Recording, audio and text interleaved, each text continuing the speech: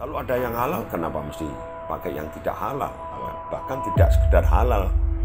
Kita ingin berupaya halalan, thayyiban, yang halal, yang berkualitas. Dua, fatwa yang berkenaan dengan vaksin. Sekali Pak Jokowi sudah mengatakan bahwa akan memakai vaksin halal dan menjadi prioritas, kita percaya bahwa Kemenkes mestinya bukan lagi mendiskusikan, tugasnya menjalankan. Bukan saja haram, tapi memang produk luar. Kita hargai produk dalam negeri.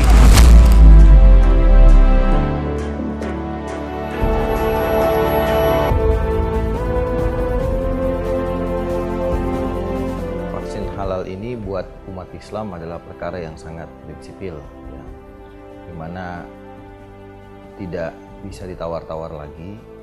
Umat Islam sejauh menyangkut apa yang masuk ke dalam dirinya, maka agama menekankan bahwa sesuatu itu harus bersifat halal. Halal di sini artinya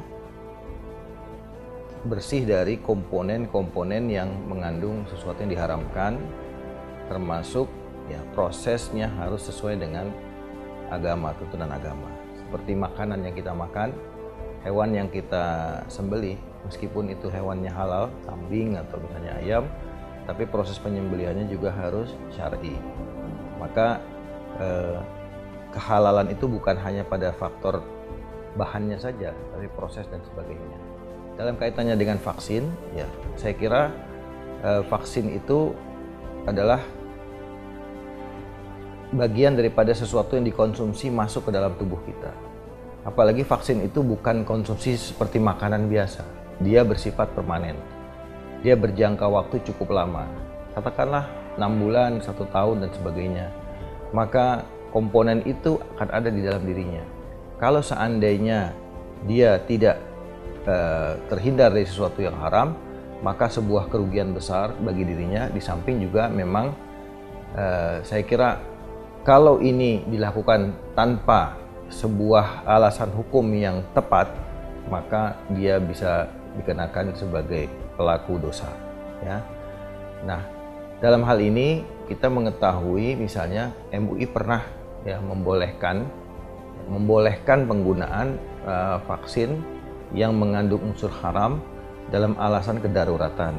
Pada saat itu stok daripada vaksin yang dianggap halal itu tidak mencukupi untuk kebutuhan vaksin seluruh Indonesia, sehingga vaksin-vaksin yang lain ya kemudian diteliti, dan ketika mengandung unsur yang tidak halal, maka dengan alasan kedaruratan ya karena tidak mungkin dipenuhi yang halal ini, kemudian MUI membolehkan bukan berarti menganggap itu halal.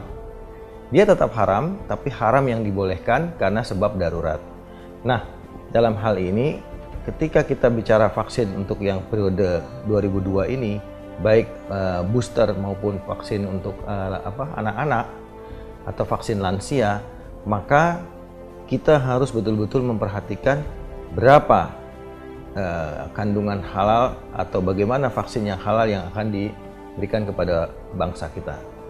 Saya mendengar terakhir pengumuman pemerintah ya bahwa 5 vaksin yang diizinkan oleh pemerintah, ternyata masih 3 yang mengandung vaksin yang belum jelas kehalalannya.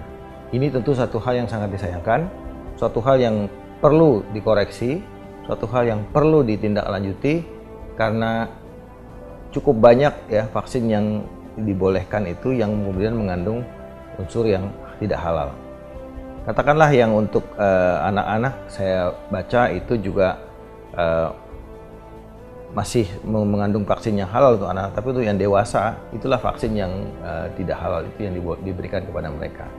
Nah, dalam hal ini kita tentu harus berjuang keras ya untuk menuntut pemerintah bagaimana caranya supaya vaksin yang halal inilah yang digunakan dan sejauh mungkin menghindari vaksin yang tidak halal.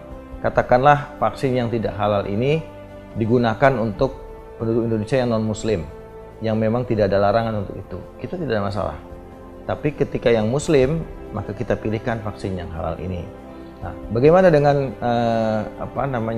dengan stok ya atau kemudian kecukupan daripada vaksin?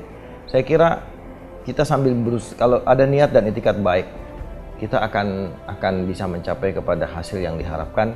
Seminimal mungkin kita bisa menghindarkan diri dari hal yang dilarang dalam agama.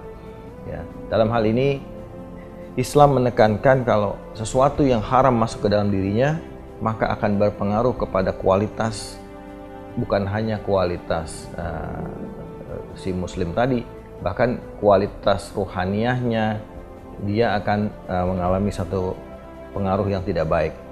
Katakanlah, ya disebutkan di dalam sebuah hadis, kata Nabi, setiap daging yang tumbuh dari benda yang haram, maka api neraka lebih baik daripada daging itu sendiri. Kemudian dalam hadis yang lain dikatakan bagaimana Nabi menekankan bahwa kalau orang yang memakan barang haram, maka selama paling tidak 40 hari, ya, doanya tidak diterima oleh Allah Subhanahu wa Ta'ala. Bagaimana itu seorang muslim bisa mengalami satu kerugian seperti itu dengan katakanlah adanya vaksin yang tidak halal ini? Maka kami mendukung, ya, seluruh kelompok ulama, PBNU, Muhammadiyah, MUI dan sebagainya, termasuk juga seluruh komponen masyarakat yang meminta dan menuntut supaya vaksin halal ini digunakan dan menghindarkan diri dari vaksin yang tidak halal.